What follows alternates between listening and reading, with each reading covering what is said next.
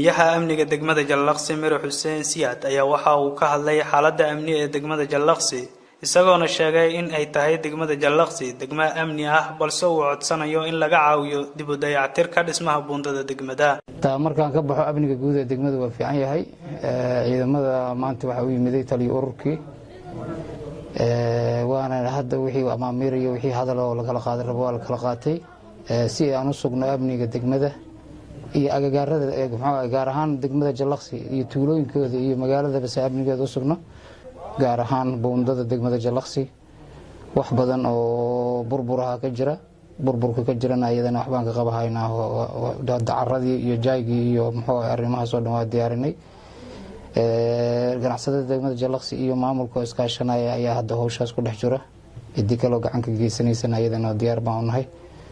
gaar ahaan guud ahaan degmada Jallaqsi wax dhiba ma jiraan.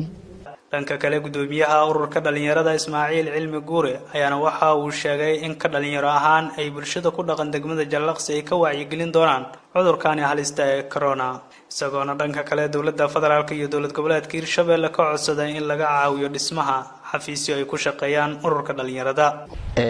taas waxaan la kulanay ururka dhaqaatiirta degmada iyo gudoomiyaha caafimaadka DMO-ga ayaan la kulanay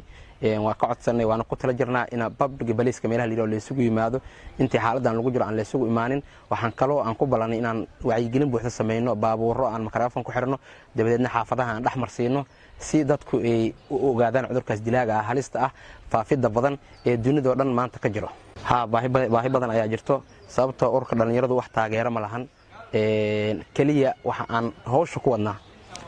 waxyaabo dhalinyarada iyo injooyada ka shaqeeyaan iska qaadna ayaan hawsha ku wadnaa ma haysano urur caalami ah oo taageero ma haysano hay'ad caalami ah oo gacan siido dawladda nafteeda waxba kama helin maalintii aniga la doortay waxa iga dameeyay gudoomiyaha ururka dhalinyarada gobolka Hiiraan soo dooranay sidii un baa u fadhnaa anaga isxilqaan ayaan wax ku wadnaa ma ahe ma jirto urur caalami ama dawlad naga taageerto marka waxaan ka codsanaynaa dawlad goboleedka Hirshabelle dawladda federaalka iyo ururada ka shaqeeya horumarinta ururada dhalinyarada inay naga taageeraan xafiis inaan helno inaan meel ku tashan helno agab inaan helno in dhalinyaradii amada daal u helno ayaan codsanaynaa.